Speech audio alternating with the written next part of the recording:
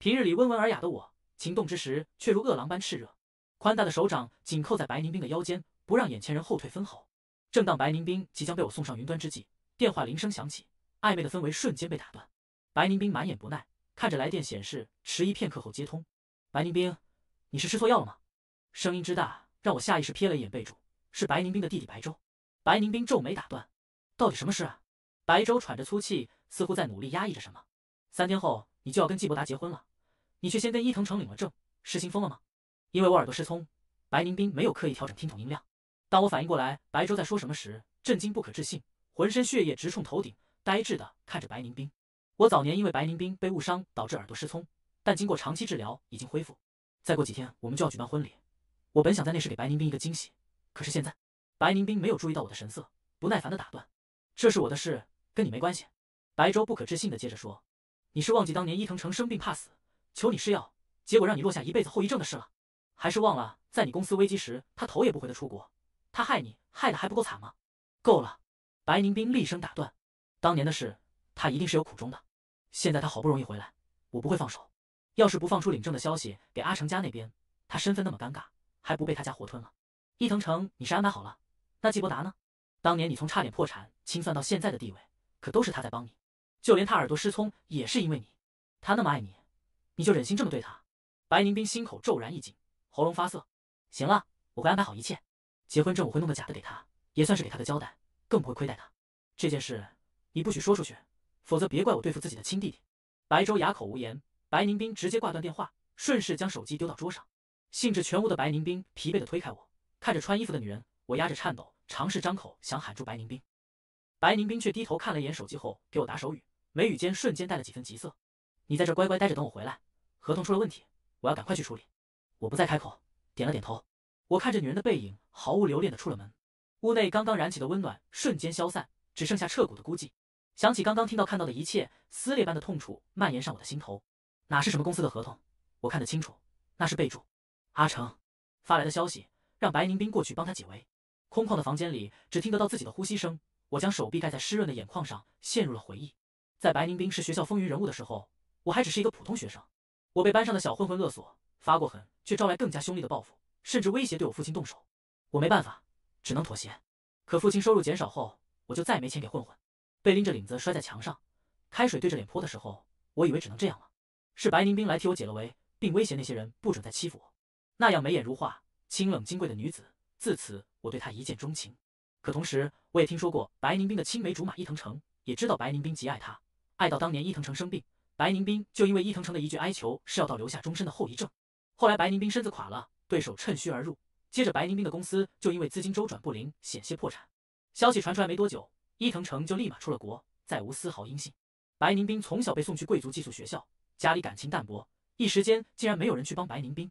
是刚进公司没多久的我拼着全力跑上跑下，帮着白宁冰力挽狂澜。更是在追债的人冲来公司时，我为了白宁冰挡了下来，最后脑袋受伤，直接耳聋。白宁冰东山再起了，我却成了残疾人，整天做着各种痛苦的恢复训练，却毫无成效。白宁冰心疼我，特意学了手语，握着我的手，指着自己的心脏，每个动作都虔诚异常，表示会一生一世对我好。家世差距过大，我不安过，可白宁冰身边自始至终都只有我。我喜欢桃花，白宁冰就种了一棵金桃花树。我喜欢穿一个西班牙的小众品牌，白宁冰直接让我持股。可当我以为我们的爱情终于有了结果的时候，白宁冰毫不犹豫选择了伊藤诚。既然这样，那白宁冰我不要了。我深吸一口气，点进一个对话窗口：“我答应你出国留学深造，10年内绝不回来。”消息刚发出去没多久，我的手机就震了起来。你终于松口了，我的孩子，你可算是想通了。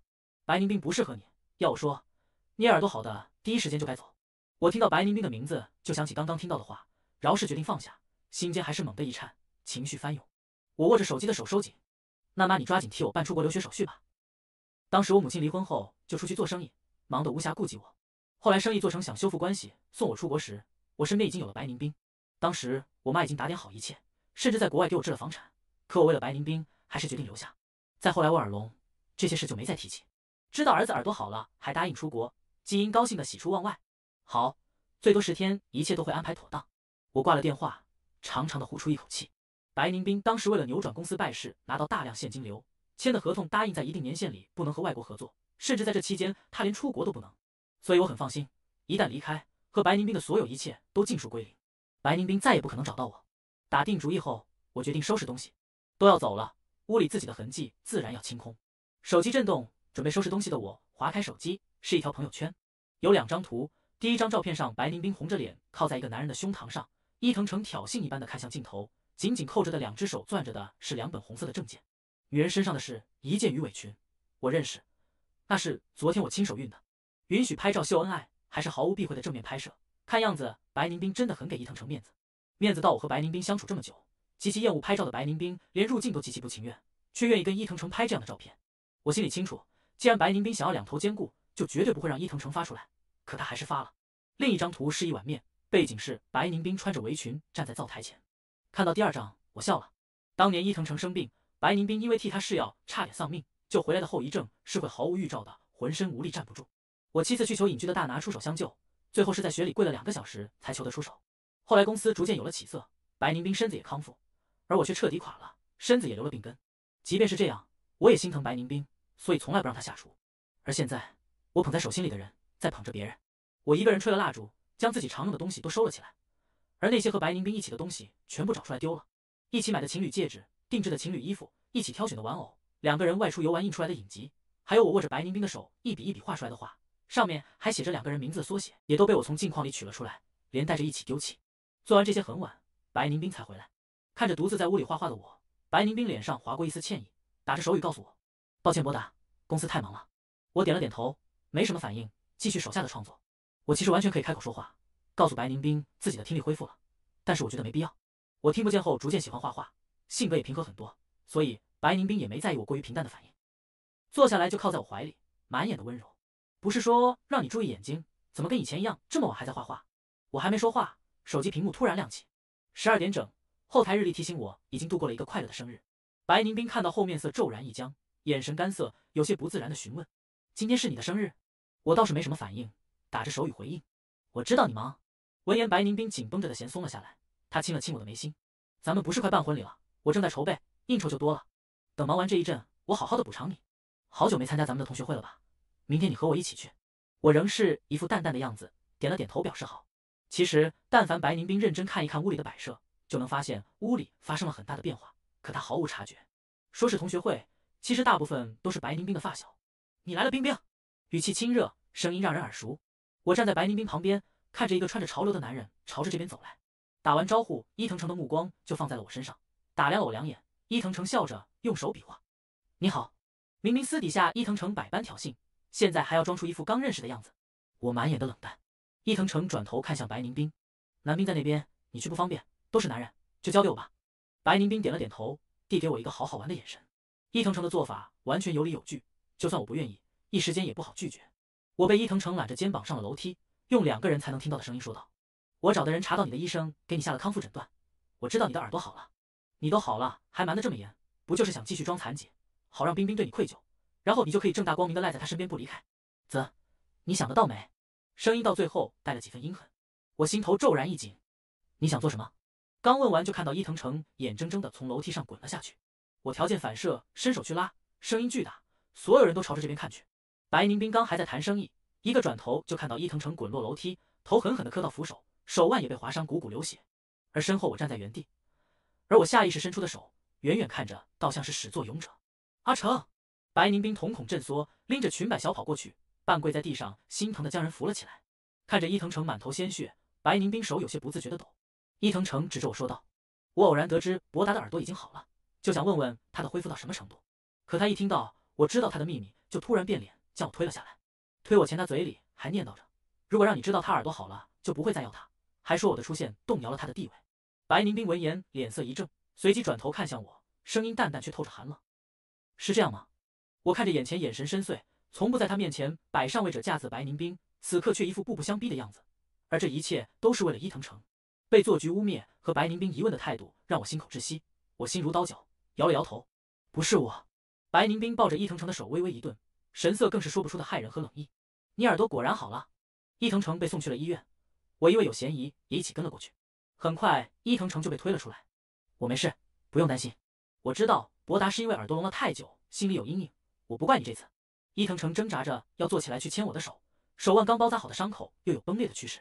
我扯了扯嘴角，还没说话，白宁斌就不容置疑，强势的将人按了下去。医生刚说让你好好休养，你不要乱动。伊藤诚笑着说：“我一大老爷们哪有这么娇气？”白宁斌没说话，将眼神投向了我。什么时候好的？语气骤然凌厉。我心口一滞，顿了一下。昨天吧，偶然发现自己能听到一部分声音。白宁斌眉头紧蹙，闻言却是明显松了一口气。你耳朵好了，为什么不告诉我？我垂眸，有什么可说的？我说了，你信吗？我想问你跟伊藤诚什么关系？你会告诉我吗？在抬头时，我的神色满是自嘲。说什么？说你为什么要这么对我？还是说你一边和我欢好，一边却明明都跟伊藤诚领证了，还准备造假结婚证骗我？面子已经被踩在地上了，没必要再听一遍。看着我油盐不进，白宁斌眉头紧皱，扭头看着伊藤诚的伤势。白宁斌的神色渐渐冷了下来。你就是因为这个将阿成从楼梯上推下？这时护士过来，划伤还是比较深的，虽然醒了，但是患者之前生过大病，导致造血有问题。院方这边建议输点血，血库里的 O 型血不够了，你们谁是 O 型血，正好先点。伊藤诚闻言状似不经意的说了一句：“我记得博达好像就是 O 型血。”今天阿成滚落楼梯，你还是没什么跟我说的吗？白宁斌双手搭在我的肩膀上，紧紧盯着我。这话是怀疑，是审视，也是对伊藤诚的维护。我心口抽疼，挥开白宁斌的手，神色淡淡。我说过，他摔下去跟我没关系。都到了这个地步，你还是没有一点道歉的意思啊？白宁斌捏了捏眉心，似乎是疲惫至极，随后抬头看向护士，带着他去抽血吧，他是 O 型血能线，做错了事就要付出代价。我眼角发酸，我想问一问白宁斌是否还记得当时的誓言。当时的我一边照顾白宁斌，一边帮公司跑业务，有时候甚至能好几天不睡觉，全靠着咖啡吊着精神。后来我晕倒在公司门口，被120拉走。等我醒来的时候，就看到从来金贵自持的女人趴在我床边，满眼血丝，眼角带泪，像是看上天的礼物一样，颤抖着说：“我以为上天连你都要夺走了。”自那以后，我查出气血亏空到贫血，又因为长时间营养不均衡导致造血有问题。白宁斌紧张到我吃什么都要过问，而现在是白宁斌亲口说让我去献血，冰冷的针头插到我血管，看着逐渐充盈起来的血袋，我苦涩一笑。我终究还是比不过伊藤诚，这些就当还了白宁斌当时救我的恩情了，我再也不欠他了。而陪在病房的白宁斌在给伊藤诚削苹果，一想到我离开前的眼神，白宁斌心头就像哽住了一样。看着白宁斌的神色，伊藤诚眸底划过一丝得意，随后他握住白宁斌的手：“冰冰，我要是留疤，你不会嫌弃我吧？”他顿了顿，抬头看向伊藤诚：“我会找最好的药给你，放心吧，不会留疤。”苹果皮被削下来，艳红如血。白宁斌魂不守舍的又想起我的脸：“白小姐，先生好像是晕倒了。”门外护士喊道。白宁斌手里的苹果刀顿时掉在地上，他急忙冲出门，就看到趴在桌子上脸色苍白的我。我眼前雾蒙蒙一片，抬头就看到白宁斌的脸。我强撑着抿唇一笑：“这么多血够不够哄你的心上人？”白宁斌上前拖着我的头，神色是说不出的阴沉，低头看着怀里面色苍白的我，声音是压制不住的急躁和羞恼：“我都答应跟你结婚了，还不够给你安全感吗？我和阿成从小一起长大，他现在回国，我只不过多照顾几分。你赌气赌到连跟我说你耳朵康复都不肯，这话说的太冠冕堂皇，冠冕堂皇到如果不是我听到那天的话，就这样被蒙骗过去了。”白宁斌调了别的医院血库过来，并找了补品，要求我必须吃完。我坐在床上，看着前几日都不在身边的白宁斌，满脸认真的为自己拿药，像极了当初我生病时候，白宁斌握着我的手，满眼血丝，求我不要离开他。一种不真实的荒诞感弥漫心口。我张了张口，在意识消散前，我其实想问一句实话，在白宁斌心里，我到底算什么？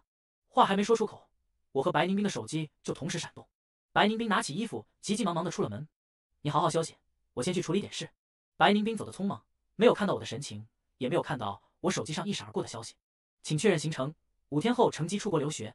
手机屏亮，我拿过手机，冰冷的液体进入血管。我嘴角带着苦涩的看着白宁斌毫不犹豫转身离去的背影，没有迟疑，点了确定行程。这一切终于可以结束了。输液很快，我扶着冰凉的挂号台办理出院手续。我不想见伊藤诚，连带着白宁斌，我也不想通知。你脸色好差呀。同样办出院的伊藤诚转着胳膊看向我。伊藤诚瞅着我泛青的手背，挑衅道：“下次别那么冲动推我了，毕竟我一受伤，冰冰只会更心疼。”那还真是替你高兴了。我像看马戏团的小丑一样，毫无情绪。伊藤诚碰了个不软不硬的钉子，面色微微发青。白宁斌正从医生办公室出来，他目光扫过我发白的脸，眉心微蹙：“我送你回去。”不用。我利落的拒绝，丝毫不介意白宁斌开始变得有些阴沉的脸色。我要回去筹备自己的作品展了，所以没工夫陪伊藤诚玩。这些年我的作品不少，已经递交比赛了，我马上就要离开去国外了，身上有几个拿得出手的奖项，对我站稳脚跟也好。伊藤诚却突然轻笑：“你是说那个新锐设计师联展吗？”冰冰也帮我报名了，甚至连资料都是他帮我递交的。我喉头梗塞，心脏像是被人骤然攥紧。我当时耳聋后就捡起来当时学的设计，在屋里画图，同时也跟白宁冰分享过。但是他除了说一句别累着自己，再就是一副淡淡的样子。我以为白宁冰对这些设计类的东西不感兴趣，却没想到不是不感兴趣，只是这个人不是我而已。那边伊藤诚炫耀一样翻出后台作品集，我余光瞥见，突然抓住伊藤诚的手腕，声音颤抖：“你提交的这些作品都哪来的？”伊藤诚的那些作品和我的一模一样。伊藤诚顿时求助似的看向白宁冰，我脸色发白，眼眸颤抖。我在问你话。白宁冰横插进来，攥住我的手腕，他掌心温度比医院地砖还冷，攥得我指节发白。博达，你有点过分了，只不过几张图纸而已。阿成刚从国外回来，他是名门之后，需要这个展览站稳脚跟。什么叫我有点过分？什么叫几张图纸？那是我的心血。我听见自己声音在发抖。想来也是，我的作品都在家里的 U 盘里放着，伊藤诚能拿到，肯定是白宁冰默许。我窝在沙发上，为了画这些图，熬了一个又一个的晚上。白宁冰每次都拥着我说：“别熬太晚。”而这些情谊，只要遇上伊藤诚，全部都消失殆尽。伊藤诚站在白宁冰身后，露出半张脸，不以为意：“你耳朵也恢复了，到时候冰冰在公司里随便给你安排个职位就行。再说这些东西对你也不重要，我拿来用也是物尽其用。”我看着满脸无辜的伊藤诚，气得浑身发抖，虚弱的脸更加苍白。手机在这时震动，邮件提示跳出，我低头，剽窃作品，退回。几个词在瞳孔里炸开。我抖着嗓音看向白宁冰，白宁冰皱眉去拉我手腕，我后退半步，非要闹这么难看？白宁冰叹了口气，似乎是做了极大的让步。你当时画的时候，不也只是随便画画？现在帮了阿成，也能替你当时推他下去赎罪，我也是为了你好。况且他已经同意署你们两个人的名字。看着我抵触的眼神，他烦闷地揉了揉眉心。行了，不要再闹了，违约金我补你，价钱任你开。我突然笑了，眼眶通红，语气嘲讽：价钱随我开。白宁冰，我的心血，你拿什么价钱买？白宁冰烦了，拉过伊藤诚，将人挡在身后，捏了捏眉心。你现在情绪太激动了，没办法冷静思考，等你平静下来，咱们再聊。说完直接转身离去，好似没多久前还守在病床边，害怕我离开的是另一个人。我站在原地，一步都没有挪动。之后我沉默不少，白宁冰也察觉到了。我知道你一直在找那个西班牙画家的画，现在拍卖场正好有，我今晚带你去，就当是给你的礼物。白宁冰温柔地看着我，半哄半拜托着。明明我见过白宁冰的温柔样子，温存的时候也是这样，但是我心口就是像被泼了开水一样烧灼。我知道白宁冰是在为伊藤诚低头，可他在外面向来都是一副高贵姿态，哪怕当年濒临破产也没这样过。这种低头，白宁冰从来没有因为我有过。我揉了揉眼尾，轻声答应：好，既然白宁冰要补偿，那我就好好收着。人没有，钱总要拿着。我刚下楼就看到伊藤诚揽着白宁冰的胳膊。冰冰，拍卖会我也好久没去了，咱们一起吧。我冷冷地瞥了一眼伊藤诚，你去干什么？伊藤诚眼眶立马红了。冰冰，博达该不会还记着上次的事，对我有意见吧？白宁冰安抚地拍了拍伊藤诚，博达不是小心眼的人，我根本不想看到伊藤诚的脸。要去你们去吧，我不去了。白宁冰看我要走，忙道：我打听到你要的画只有那一幅，错过就没了。我顿了顿，到底还是转头上了车。我的作品集已经没了，听说带我的教授也喜欢这个作家的画，如果能投其所好，也能挽回点损失。白宁冰低头想要为我调整衣服，我却不着痕迹避开。不必了，我神情淡然。我不习惯。伊藤诚抿唇，手指悄然收紧。他刚想说什么时，拍卖师的话却突然响起。这一幅画是西班牙画家迪盖的经典之作，起拍价2000万。白宁冰看了一眼我，抬手举牌，直接强势拍下。我知道你还为之前的事生气，是我做事欠妥。我仍旧不为所动。白宁冰神色无奈，用只有2个人能听到的声音说道：都是快结婚的人了，就别耍小性子了。听到这句话，我抬起了头，压住嘴角的嗤笑。结婚？是那张花钱买到的假结婚证吗？心虚到生怕自己的心上人听到，侍应生巴结的捧着单子过来包房。先生，请您签上名字。有些人拍下来是送心照不宣的人，所以现在都是隐晦的签字，名字是谁的东西就是谁的。白宁冰拿着钢笔，正准备写下我的名字，伊藤诚却突然抬手：等一下，冰冰，这幅画不如给我吧。伊藤诚看着白宁冰，我神情冷淡：这画是我的，为什么要给你？我刚回国，需要重新融入圈子，这幅画是很好的一个敲门砖。伊藤诚眼波流转，声音温和，虽然是回答，可眼神却分明是看向白宁冰。白宁冰迟疑了一下，伊藤诚神情低落地说：你还记得吗，冰冰？当年你为我试药之前还跟我说，只要你能活着回来，无论我提怎样的要求，只要你能满足，都会答应我的。而且，伊藤诚抬头看向我，博达，你拿着画顶多也是收藏，就算从事设计，到时候找工作随便让冰冰安排一个不就行了，也不会因为你曾经耳聋就欺负你。比起你，我才更需要这幅画。冰冰，你知道我的境况，现在只有你能帮我了。伊藤诚一口一个耳聋，我怒极反笑。你做什么？话还没说完，沉默的白宁冰突然开口：博达，这幅画给他吧，我再给你买别的。我愣神了几秒，似乎没反应过来，有些不可置信。你说什么？白宁冰默然几秒，眼神里带了几分愧疚，但更多的还是坚定。阿成回来的境遇并不好，这幅画与其你拿着收藏，确实不如给阿成的价值大。博达，你要为大局考虑。什么叫为我不为大局考虑？今天来拍卖会不是你亲自许诺的吗？而且，你明明知道我为了找他的画找了多久。伊藤诚站在白宁冰身后死角，脸上是毫不掩饰的得意与挑衅。白宁冰安慰道：“你放心，我一定会补偿你的。”我甩开白宁冰的手，浑身都在抖。白宁冰，你觉得我很贱吗？像条狗一样一遍一遍的戏耍我，看着我崩溃的样子，白宁冰条件反射的想要伸出手去扶。小姐，名字已经签好，您现在可以去取画了。白宁冰向前的脚步顿住，我现在去取画，你在这儿等我，看上什么随便拍，我回来给你付钱。包间顿时清空，我浑浑噩噩的走出了拍卖行。天上下起了倾盆大雨，脸上不知道是水还是泪。我疲惫的从淋浴间出来，听到密码锁转动的声音。我刚抬头就看见站在白宁冰身后探出半张脸的伊藤诚。博达，外面雨下的实在是太大了，冰冰让我在这待一晚上。我面无波澜，随便，无所谓，我都要走了。伊藤诚爱住哪住哪。白宁冰将车钥匙甩在玄关的柜子上，为什么不等我就先走了？金属撞击声惹得我侧目，有什么好等的？我抬头直视那双熟悉又陌生的眼睛，语调冷然：你不也没将答应我的事情当回事吗？白宁冰皱眉，都说了再给你买别的，能不能不要再不依不饶？我毫不犹豫地甩开了白宁冰的手，他自己滚下楼梯。你说是我推的，将我的作品给他，你说我不知好歹。你答应给我的话转头给他，又说是我闹。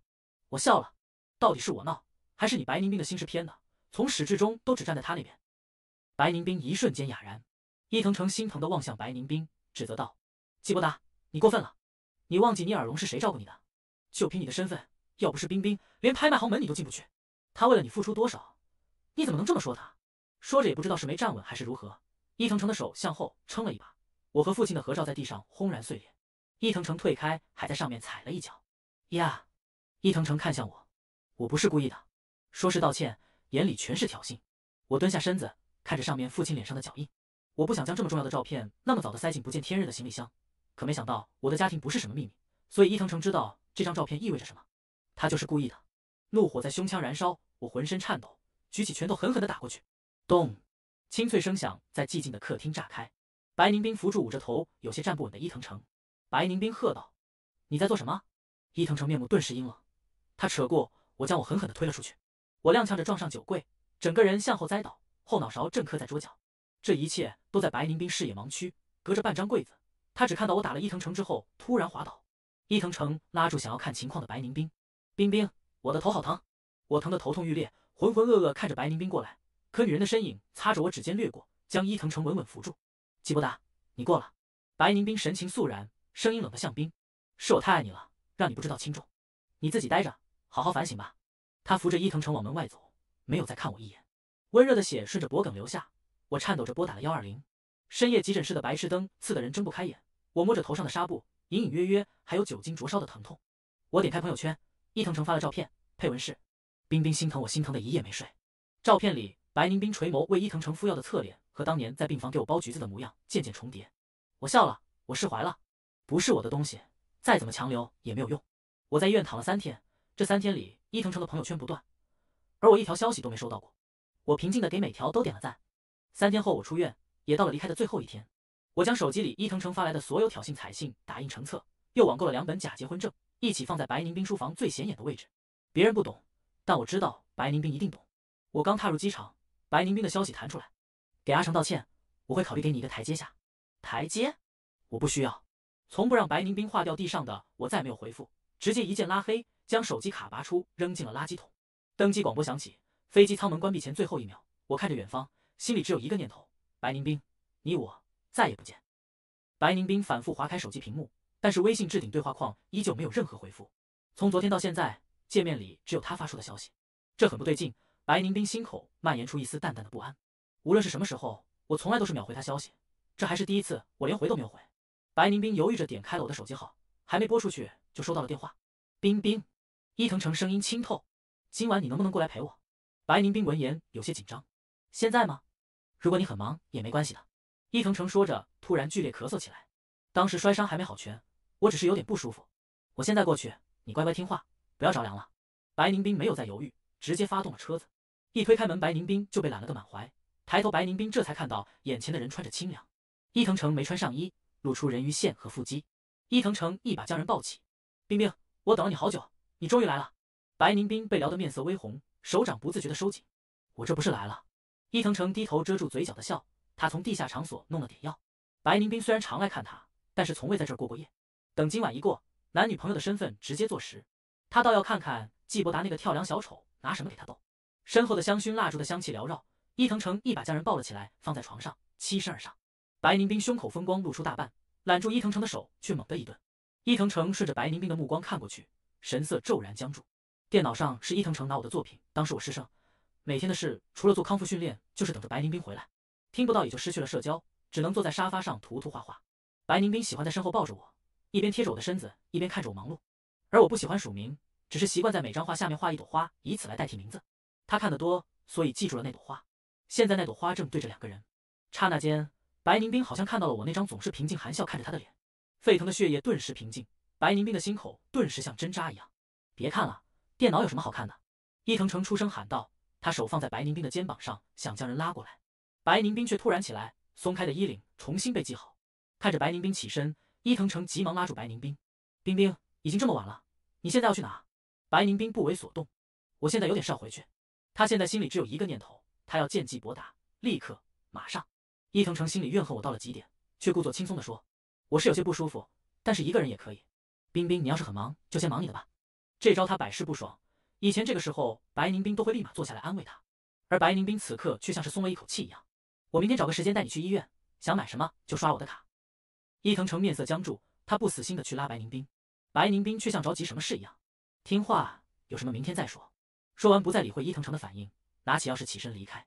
白宁冰手握着方向盘，手微微颤抖。明明是走了不知道多少次的路，白宁冰却莫名的紧张起来。他从未像现在这样急切的想见到季伯达。推开房门，“伯达，我回来了。”意料之中的拥抱或者回应都没有，劈头盖脸的是屋内冷冽的空气。喜悦的心情顿时沉入谷底。白宁冰踏入屋内，却发现室内那些熟悉的摆件也不见了，空旷的似乎将属于另一个人的气息悄然抹去。剩下的他认识都是我还没搬过来的时候的陈设。白宁冰心口骤然一紧，一个不好的念头在他心中升腾。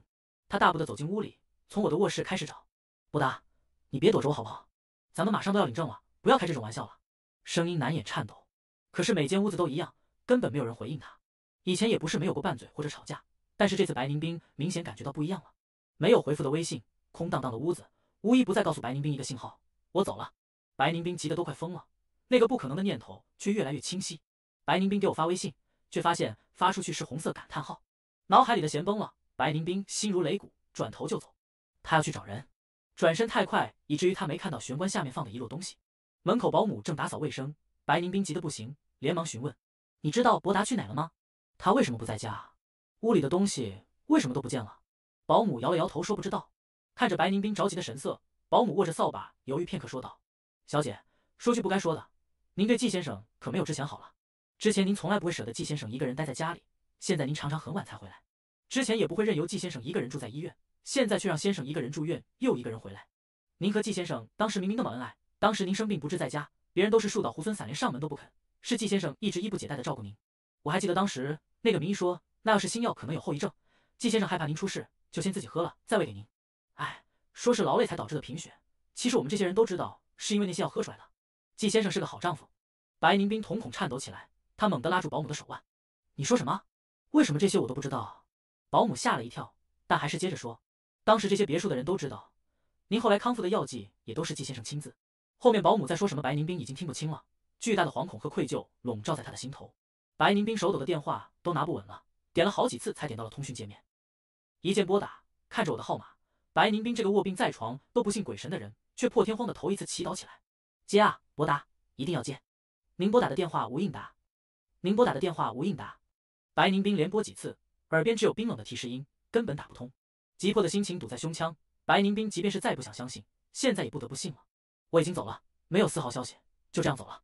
白宁冰眼睛逐渐蔓延上红血丝，他给2个人共同的所有朋友打去电话，但是一张口就被反问：博达，博达不是跟你在一起吗？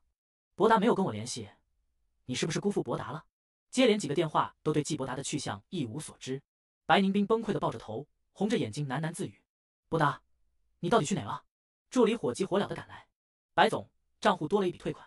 白宁斌不耐烦，刚要开口，助理急忙说：是季先生的主治医生的，这是他的电话。事关我。白宁斌还是耐着性子接了电话：是白总吧？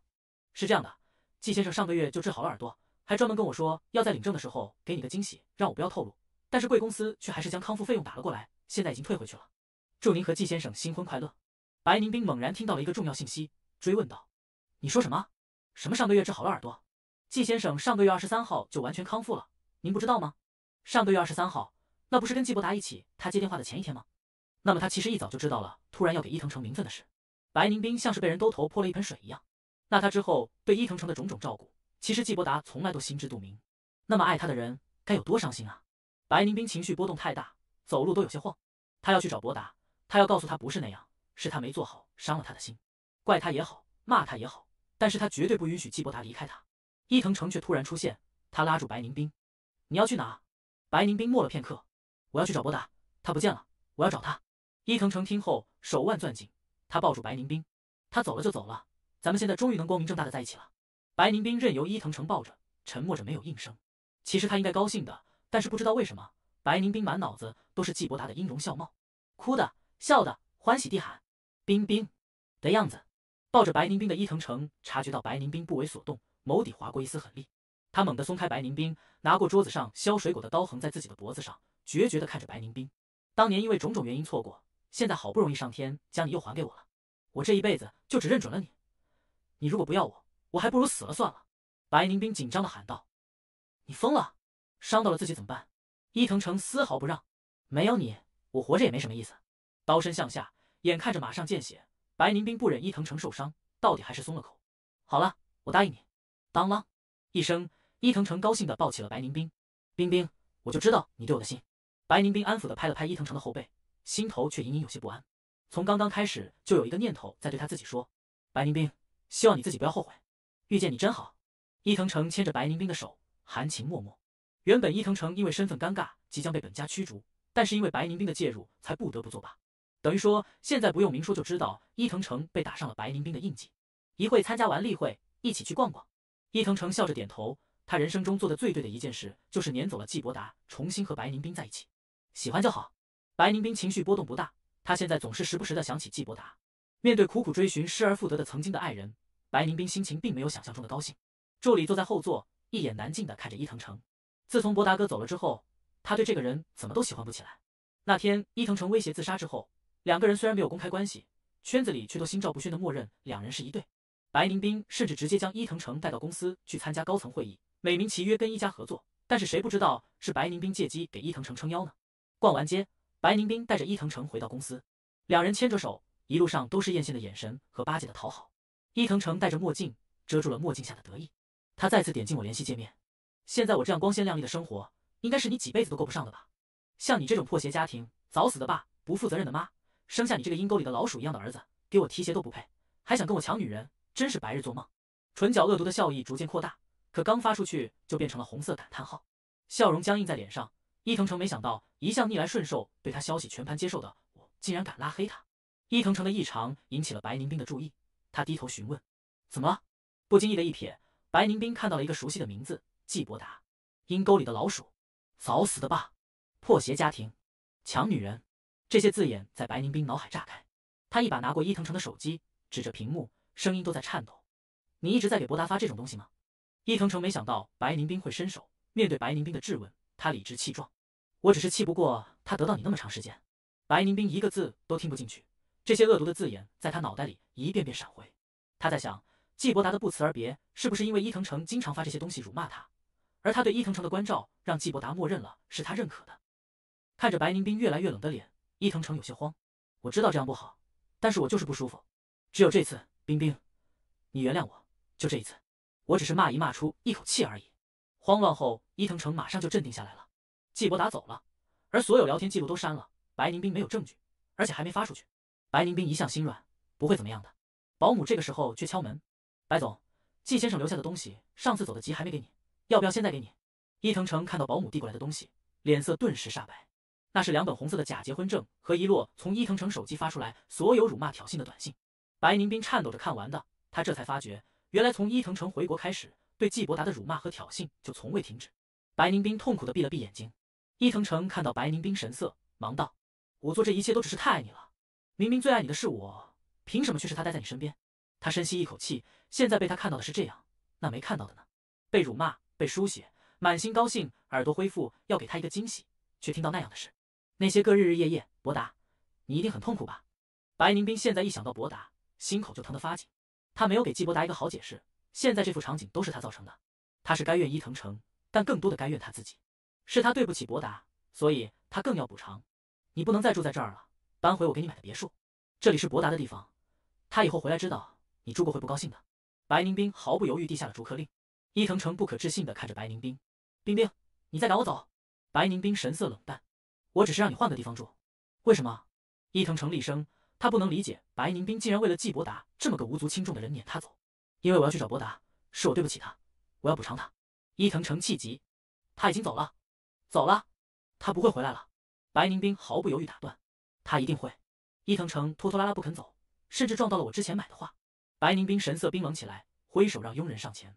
佣人捂着伊藤诚的嘴，将不断挣扎的伊藤诚生生的拖到了车里。白宁冰想起我的脸，神色不自觉的柔和下来。那样温和，那样好的人，本该就属于他白宁冰一个人的。白宁冰的神色逐渐镇定下来，眼里出现了从未有过的决绝，字句坚定。他那么爱我，现在离开我也只是等我去找他。只要去找他，一定会回来的。他后悔了，所以他要动用一切关系，不惜一切代价，一定要找到我。怪他也好，恨他也好，哪怕是要他的命，他也甘之如饴。只要不离开他，怎样都好。伯达，等我。飞机落地，我刚出机场就被一个穿着典雅的贵妇猛地抱住。我的儿啊，我的心肝哟，你终于来了！眼看着自己母亲越说越激动，我无奈地说道：“好了，我这不是来了，以后天天都能见到。”季英抹着眼泪，一边哀一边点头。等我将海外的企业迁回去，你到时候在国内多少也算是个富二代了。季英的企业规模算不上小，即便是海外企业在国内也是头部，只是我对这些不感兴趣，从来没提过，所以即便是白宁冰都不知道还有这层关系。再加上我的父亲是入赘，他随母姓，就更不容易想到这层。我根本没把季英的话放在心上，只专心办了入学手续。虽然作品被盗走，但是东西都紧赶慢赶，加上以前的一些稿子，也算交上了作品集。那个姓白的，你还惦记吗？季英给我夹了口菜，小心翼翼地询问：“你说白宁冰吗？她现在有男朋友了？”我说的毫不在意，情绪没有丝毫起伏，面色如常。我确实是不在意了。从踏上飞机的那一刻起，所有前尘往事尽数作废。白宁冰，我说不要，那就是不要了。季英闻言松了口气，紧接着说：“你那耳朵我还是不放心，我给你约了医生，你明天再去看看吧。”我一边吃着菜一边摇头：“我不去，我已经好了。之前为了能恢复，不以残疾人之身拖累白宁冰，一天3次电疗，疼得他晚上都在打颤。好不容易好了，无论什么治疗方法我才不去呢。”季英却没有像别的那样顺着我，态度强硬：“不行，我明天跟你一起，你必须去。”我从小跟着父亲多一点，也知道季英是忙于事业愧疚对自己的疏忽，虽然不想去，但还是答应了。第二天，我没想到刚挂完号，我妈就没影了，拿着检查片子，无奈地坐着等医生。听到动静，我惯性抬头：“医生你好。”说到中间，我有些卡壳，因为我从来没见到这么年轻美貌的医生，气质典雅却透着疏离，身材纤细，浑身透着贵气。如果不是穿着白大褂，说是顶级明星也不为过。“你好，我是你的主治医生柳如烟。耳朵恢复多久了？”柳如烟没什么反应，接过我的病历，顺势坐下。“1个月左右吧。”我回神，醒悟过来自己失态，有些尴尬。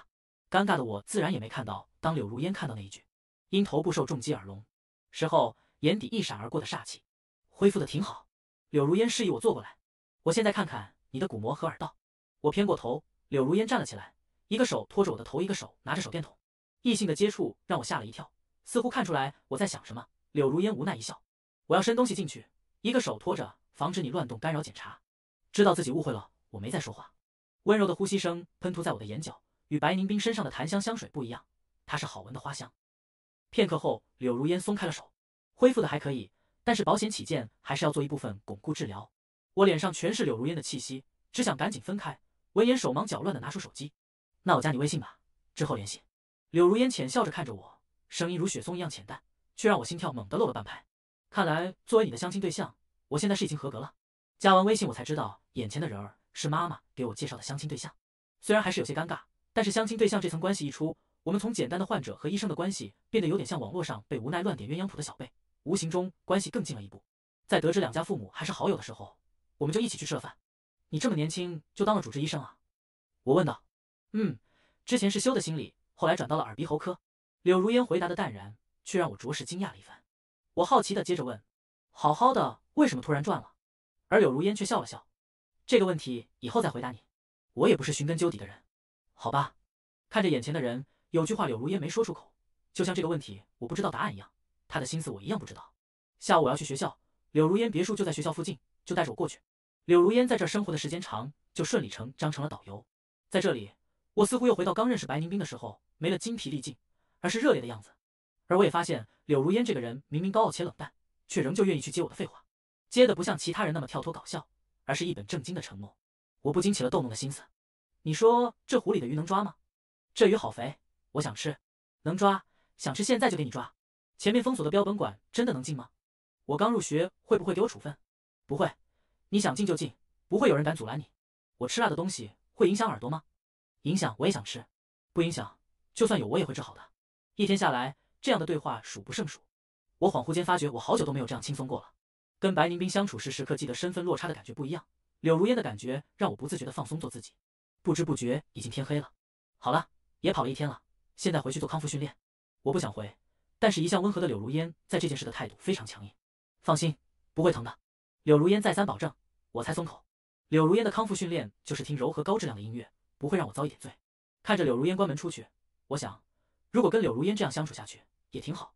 出了门的柳如烟脸上的柔和尽数散尽，接通电话，一双浅淡的眸子瞬间被阴鸷和狠戾代替。我说过，不惜一切代价阻止白宁冰的人查探消息，即便是攻击他的公司也在所不惜，务必封锁所有相关博达的消息，一丁点都不能泄露。另外，柳如烟捏了捏眉心，脸上突然露了几分残忍的笑。他那个爱入骨髓的男人之前查到的消息，也顺便透露点蛛丝马迹吧。我很期待白宁冰知道他最爱的人解开面具的时候是什么表情。自从上次的事伊藤诚搬出去之后，白宁冰就再也没去过他住的地方，即便是见也是出于照顾他的承诺，之后也只会带他去医院和公司。除此之外，白宁冰整天出入公司各种查验消息，满心满眼都是寻找我的下落。先生，我跟白总说了，你的身体又发病了，但是他说让你刷他的卡治病，并没有说要过来看你。佣人的声音越来越小。伊藤诚气恼地掀了桌子，这已经是第3次他想让白宁冰来看他被拒绝了。伊藤诚看着手里的照片，季伯达，你最好祈祷自己永远不要出现挡住我的路，不然有的你好看。之后的一段时间，因为两家父母的刻意撮合，柳如烟常常因为生意上的事登门拜访，我作为主人招待见面更是必不可少。两个人一起去公司看文件，一起去看日出，一起去吃料理，一起去看歌剧。我高兴柳如烟就高兴，我难受柳如烟就难受。所以在一个风和日丽的下午，我吻上了柳如烟的唇角。18岁就能搅得商界天翻地覆的人儿，此刻却像小孩一样无措。他有些不安。不后悔？我没回答，只笑着加深了这个吻。第2天，两个人一起回了家。季英笑得乐不可支。听说你在国内的公司出了点情况，月底要回去。季英询问道。柳如烟顿了顿，随后点了点头。是的，阿姨。既然回去，就将事情处理干净。笑意收敛，季英瞥了一眼柳如烟。柳如烟应声，会的，阿姨。两个人都是生意场上的佼佼者，柳如烟自然听得出来季英的意思。他喜欢我两家，父母都是知道的，也知道柳如烟拿着国内公司在跟白宁冰斗的事情。说这句既是指生意，也是指让柳如烟将事情都处理好。你要回去啊？那我就好久见不到你了。季英，不止他，你也要回去。我一顿，虽然柳如烟突然离去让我有些不适应，但也不到要放弃学业一起回去的地步。我和他父母一起弄了个公司，你们两个作为继承人要回去处理这些事，我暂时走不开，只能你去。说到生意就是正事了，我没再拒绝。那回去就回去吧，那我的学业怎么办？我还没读完。听到我态度软化，柳如烟拿起杯子挡住自己勾起的唇角。交给我吧。第2天我才明白那句交给他是什么意思。柳如烟不知道从哪弄来一幅 diva 的画，就是当初被伊藤诚抢夺的那个画家的画，送给了我的教授，哄得人立刻喜笑颜开的开了后门。我还没反应过来，柳如烟告诉我他弄了2幅，给我也留了1幅。这幅画不是就1幅吗？我一边震惊柳如烟的手段，一边讶然他竟然知道我喜欢这个画家。没想到柳如烟却毫不在意，只要卖第1幅，后边的就一定能买到。你是我的结婚对象，你的喜好和需要就是我的喜好和需要。严格来说，这并不算是一句情话，因为柳如烟的神情太正经了。但是就是这份正经，加上她做的事，莫名让我鼻头发酸。我不是矫情的人，一些细碎的情感悄然积攒。临行前，柳如烟突然郑重地看向我：“我要承诺你一件事，这次和我一起回国，无论发生什么事，你要相信我，我从始至终都只会站在你那边。所以不要怕，我的前尘往事不是什么秘密，所以柳如烟知道我受了什么委屈。”我看着一向淡漠的人，此刻庄严的像是在起誓，心口顿时被一种酸麻感包裹。我点了点头，笑着牵住柳如烟：“好。”我突然间释怀了，那些难熬的往事和岁月，还有一颗真心被踩在地上的不安和痛苦，此刻都因为柳如烟的出现被治愈。我和柳如烟一起回了国。柳如烟那群老部下得知自家老总不再当什么医生，要回国接手公司，而且最主要的还带回来个男朋友，一个个都要在机场蹲守，被柳如烟以会吓到我为由拎了回去。而身后不远处，不到30米的距离，白宁斌正拿着电话，神色阴沉。我再说一遍，不惜一切代价查到博达的下落。柳家要干什么我不管，我只要继博达。我是基因的第一顺位继承人，现在回来直接接管公司。因为两家的合作，直接举办了宴会，现在等于是季家和柳家的老板是我和柳如烟2个人。马上就要以公司 CEO 出席发言了，感觉怎么样？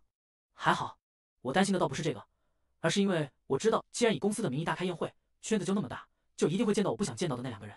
为了避免麻烦，我让柳如烟发请帖的时候只署名了代表。酒局沉闷的气氛让我有些烦，我先去转转，一会你来找我。柳如烟，好，你注意安全。我刚走到湖边，还没坐下，就听到熟悉的人声。我说看着这么眼熟，原来是博达。我循声望去，赫然是穿着一身蓝色西装的伊藤诚。自从上次白宁斌让他搬出别墅，他拗不过白宁斌，求了好久，才求得白宁斌从那边搬过来。可是即便搬过来，白宁斌也是整天忙着找我，跟他的感情也大不如前。伊藤诚现在看到我，满心都是怨恨。我不想跟他多纠缠，转头就要走，却被伊藤诚的兄弟团拦住了去路。急着去哪啊？大家过来看看，这不是当时那个聋子吗？当时为了吊住白总的心，还狠心将阿成推下去的那个贱男人。可不是，你看他这身衣服，又是卖身又是换金主的，傍上了哪个有钱人？他们的声音没有刻意压低，周围的人乌压压的围了过来。没人认识我，却都认识伊藤诚。一时间，大家看我的神色都古怪起来。听到后边这句话，我的眼神骤冷，嘴巴放干净点。伊藤诚不屑的笑了，他已经得到了白宁斌，现在他对我连装都不想装。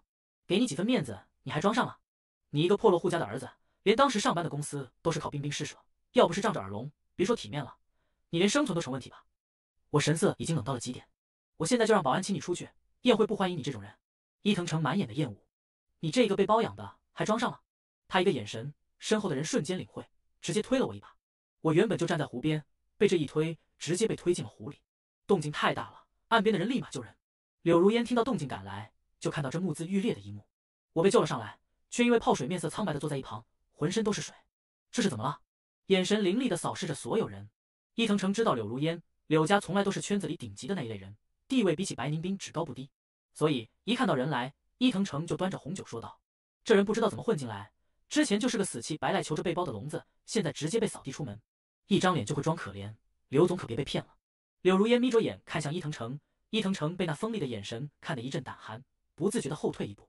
柳如烟将我扶了起来，神色冷厉：“那我就在这说清楚了，我身边这位季伯达先生是季英季总的独子，海外季家的第一顺位继承人，和我一样担任公司 CEO， 同时也是我的未婚夫。”人群中一片哗然，季家的第一顺位继承人和柳如烟一个等级的 CEO， 未婚夫，这里边无论是哪一条单拎出来都是新闻头条。此时3个头衔出现在一个人身上，人群里炸开锅一样。刚刚还不屑的人眼神瞬间变得小心翼翼，有些会看脸色的已经开始改口：“恭喜！”还没说出口，人群里又一个炸雷响起：“博达一直都是我白宁斌的丈夫，我的人跟你柳如烟有什么关系？”人群中再次一片沸腾。先是我的身份曝光，接着就是这2个重量级人物，一个是百年望族柳家的太女，一个是新贵出身，靠着自己一双手打拼出来的白家白宁斌。2个人单拎出来都是名震一方的存在，此刻满身火药味，却是为了一个以前根本名不见经传的男人。哦，结婚？什么时候的事？我这个当事人怎么不知道？白总怕是生意太忙了，连自己老公都能认错。我已经缓过神来，听到白宁斌的话，冷声回对。白宁斌看着一脸冷淡的我，怎么看怎么眼熟。他上前想要接触我，却被保安拦住。柳如烟的神色阴冷，白宁斌生生止住了步子。是，白宁斌着急伸手。现在还没领证，你等我处理好一切。白宁斌话还没说完，伊藤诚拦住白宁斌：“冰冰，你明明已经跟我领了证，我们才是合法夫妻。白总不都已经领了证，老公是谁都能记错吗？”柳如烟戏谑的声音响起：“大家都是圈里人，白宁斌和伊藤诚在一起也不是什么秘密。再说伊藤诚当时领证还发过朋友圈呢。听着此起彼伏的议论声，白宁斌着急的看向我。不是的，不是这样的，博达。他想说是权宜之计，想说是因为伊藤诚回国后过得艰难，不然就会被当成政治弃子。他想了各种借口，抬头却猛然看到我神色淡然，连个眼神都没给他，根本就是毫不在意。白宁斌心头哽住，他突然想起当时医生的话，季先生的耳朵早就好了，和自己当时说的话。现在他好不容易回来，我不会放手。原来是他伤害到了博达的心，一早他就做错了。曾经最是亲近的人，现在却成了别人的未婚夫。巨大的落差感笼罩在他的心头，白宁斌失魂落魄地看着我。我的未婚夫今天落水不是意外，柳家和季家也不是好欺负的，既然挑衅两家，就该接受代价。柳如烟将目光从白宁斌身上移开。我已经报了警，故意杀人罪，这个罪名希望你能担得起。身后的人开始拉住伊藤诚，我落水有监控，始作俑者伊藤诚和推人的那个男的一个都跑不了。伊藤诚拼命挣扎，他不能去坐牢。他刚刚进入了白宁斌的公司，拿到股份，刚在家里抬起头，要是去坐牢，那所有的东西就又没了。冰冰救我，冰冰，你还记得我和你的誓言吗？你和我说的要一直在一起，要和我一辈子。身后的人毫不客气地将手铐在伊藤诚的手上，冷声道：谁来都救不了你，你知道你惹上的是谁吗？白宁斌刚回神，就看到伊藤诚被扣住上了警车，眼前又是我和柳如烟极尽亲近，看他的眼神却满是寒冷和不在意。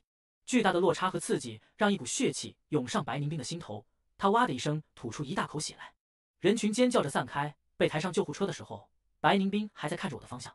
他不是没住过院，只是每次无论何时何地，都是我不眠不休地陪在他身边。可是这次，除了最开始看他吐血的惊讶，再没有一丝关注。白宁斌喉头发苦，苦笑一声，报应不爽，是他该得的。柳如烟将我安顿好后，打了一通电话，伊藤诚那里让他们运作，不必卡着太严，该放出来就放出来。那边的人有些迟疑，但是他出手了。柳如烟微微垂头，语气漫不经心，在警局有吃有喝日子太好了，放出来将查到的东西递给白宁斌吧。我想，任何一个人都受不了被这样耍着玩。我被强压着住了院，白宁斌打听到后不顾阻拦，一定要看我，却被柳如烟的人拦到了外面。让开，让我进去。白宁斌满眼寒芒看着眼前的保镖，他与博达就隔着这一道门，他一定要进去。白总，白宁斌还要硬闯，却被伊藤诚的朋友拉住了。白总，阿成长这么大都没受过这种委屈，那地方又苦又受罪，你要赶紧把阿成捞出来，这才是现在的正事。白宁斌的步子一顿，你让我先看他一下。白总，你晚一点，阿成就多受一点苦。阿成背着家里回国第一件事就是找你，你可不能置阿成不顾啊。白宁斌还是被说动了，他和伊藤诚青梅竹马，不能眼睁睁的什么都不做。看着一墙之隔，白宁斌在心里暗暗发誓，博达等我，我一定会让你回心转意，然后就大步离开。门外的动静不小，我听得一清二楚，但我毫不在意。白宁斌已经过去了，我只会往前看，绝对不回头。我喝着柳如烟吹凉味到嘴里的热粥。你想见他吗？柳如烟平淡发问，可我却看到他逐渐发白的骨节，笑着宽慰，不见，只见你。白宁斌到警察局的时候已经疏通好了关系，伊藤诚一看到白宁斌出来，红着眼就揽住了白宁斌，抱着眼前人精瘦的腰身。白宁斌宽慰道：冰冰，我以为以后再也见不到你了，还好你来了，如果没有你，我都不知道该怎么办。不知道为什么，从再次见到季伯达开始，白宁斌就开始有点排斥伊藤诚的接触，心里总是有个声音在说伯达不喜欢。但是考虑到伊藤诚的情绪，白宁斌到底没推开，手有一搭没一搭的安慰着。旁边的秘书看了一眼伊藤诚，犹豫片刻，还是低头跟白宁斌耳语。只片刻，白宁斌整个人都僵硬在了原地。伊藤诚正难过，整个人猛地被白宁斌掐住。冰冰，你轻点。还没说完，白宁斌阴冷的声音就在他头顶响起：你在国外跟人玩开放情侣关系，逼着人家打了几次胎后不能生育，因为处理不了才回的国。这句话像是对着伊藤诚兜头浇了一盆凉水，顿时变得不知所措起来。冰冰，你在胡说些什么？我怎么可能是这样的人？这都是子虚乌有的事，你要相信我。看着情绪激动百般抵赖的伊藤诚，白宁斌接过助理递过来的信封，将里边的东西掏出来甩到了伊藤诚的脸上。伊藤诚颤抖着手将东西捡了起来，照片上是一个娇媚的女人，穿着暴露的被围在一群裸着上半身的男人中间，其中就有她。地上是各种撕去包装的保险套，后面还有2张产检单子，还有1张不能生育的诊断书，甚至有1-2张羊水穿刺的诊断证明，上面写的生父就是伊藤诚。只要不是个傻子，就知道是什么情况。圈子里那些个弯弯绕绕和玩法他不是不知道，但他从来没想过会摊到自己身上。所以你回国急着找我，是因为家里安排的联姻对象你怕暴露，就想到了我。白宁斌声音有些颤抖，他看着眼前人，好似从来都没认识过一样。伊藤诚摇头，喉头抖动，但是这么确凿的证据下，他一句话都说不出来。我为了你弄假结婚证骗博达，为了你，处处袒护你，甚至将你放到我的公司让你持股。你就是这么报答我的？白宁斌现在心脏是死一般的平静，他除了想远离伊藤诚的同时，心头蓦然浮现出另一张脸，他的博达。当年他因为是要差点成为废人，季伯达横空出世，一边照顾他，一边将公司起死回生。他当时沉浸在伊藤诚不告而别的痛苦里，对季伯达的照顾不主动不拒绝。后来季伯达慢慢软化了他的心，他将伊藤诚的记忆压缩放在心里，觉得有这么个新的开始也不错。是他不好，将一切都弄丢了。伊藤诚拉着白宁斌的手不肯放开。冰冰，不是你想的那样，我是被威胁的，被威胁的，不是这样的。白宁斌烦躁的将人一把甩掉，滚开！他现在要去找博达，谁都不能阻止他。再次来到病房，却被医护人员告知季伯达已经出院了。什么时候出院的？他去了哪？白宁斌歇斯底里的模样吓坏了医护人员。没有任何消息。白宁斌失魂落魄的去了 KTV， 准备买醉。冰冰，不就为了一个男人至于吗？白宁斌一坐下就灌了一大杯的伏特加，神色萎靡，丝毫不见之前的意气风发。我都听说了，你跟柳家的争一个男人。不是我说你冰冰，我看你也是疯了。一个聋子，就算现在飞上枝头变凤凰，小家子气就是小家子气。女人的话还没说完，白宁斌突然抱起一巴掌扇到他脸上。一向金贵手里的白宁斌现在满脸的森寒，还手看着众人。博达的耳朵是因为我聋的，从现在开始，再让我听到你们说一句博达不好的话，我就跟谁不死不休。白宁斌喝得酩酊大醉，摇摇晃晃的出来。伊藤诚将人一把拉住。冰冰，话还没说完就被一把揽住了腰身，脸上一喜，还没来得及高兴，白宁斌惊喜道：博达，你回来了。伊藤诚压着心脏的嫉妒，面色一僵，随后还是轻声说道：是我回来了。他输不起了，他一定要娶白宁斌。那些照片都是真的，他也确实惹了祸，家里才不想管他。如果白宁斌只领证却不办婚礼，在圈子里光明正大的嫁他，他就彻底在圈里烂了。只要他今晚和白宁斌睡在一张床上被拍到，那就可以坐实夫妻关系，白宁斌就骑虎难下了。柳如烟正在跟我打视频说晚安，他坐在车里，笑容收起，遥遥的看了一眼那边。伊藤诚既然都喊了媒体，那我就帮他一把，跟头部媒体那边说，把事闹得越大越好，闹得要让他白家一点都没法收场。白宁斌陷入柔软的大床，伊藤诚摩挲着身下的皮肉，一股难以言喻的冲动在心中迸发，翻身压住。男人女人的喘息声在房间里此起彼伏，窗外是已经蓄势待发的媒体，将一切都拍了下来。白宁斌只觉得浑身的疲惫一扫而光，恍惚间回到了当时我还没离开的时候。还没说话，门就被猛地打开。白总，您当时大闹刘总和季先生两个继承人的宴会，口口声声说季先生是您未婚夫，您现在却跟一家的公子睡在一起，您是怎么想的？什么一家的公子？白宁斌心口蓦然一凉，被子掀开，却不是他心心念念的季伯达，而是伊藤诚。你怎么会在这儿？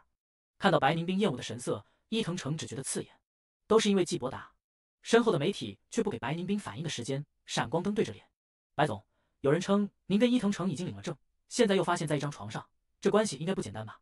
白总，您跟伊先生什么时候办婚礼？层出不穷的问题问得白宁斌厌烦，他担心被我知道，让我们的关系更加雪上加霜，喊着别拍了，可没有一个人听。面对他起诉的威胁，像是早有预谋一样，丝毫不惧。听到最后一个问题，白宁斌反应过来是被算计了，他冷眼看着伊藤诚：你算计我？他白宁斌不受任何人威胁，大不了就是跟一家撕破脸，绝对不可能留着这样的画饼再把博达越推越远。伊藤诚看着白宁斌的神色，就知道他动了怒，也知道当着媒体的面，这是他最后的机会了。他压低声音：当时季伯达推我下楼，可是很多人都看到了，他现在是众矢之的，要是有人拿着做文章，他可就又变成人人嫌弃的聋子了。而且季伯达耳聋后待在家被你养着的身份也不光彩，冰冰你也不想让季伯达被坐实吃软饭的是吧？这样他名声可就毁了。白宁斌嘴唇抿得发紧，他听得出来伊藤诚是在威胁，可事情关我，白宁斌赌不起也不敢赌。白宁斌深吸了一口气，看着媒体的镜头：是，我和阿成是领了证，马上就会办婚礼。那白总当时说跟季先生有关系是怎么回事？白宁斌看着闪烁的镜头，脑海里浮现出那张熟悉的脸。伯达，这都是缓兵之计，等我处理好一切，我一定会去找你。没有关系，是我喝醉说的醉话，我跟他不熟悉。媒体是实时报道，我听得清楚。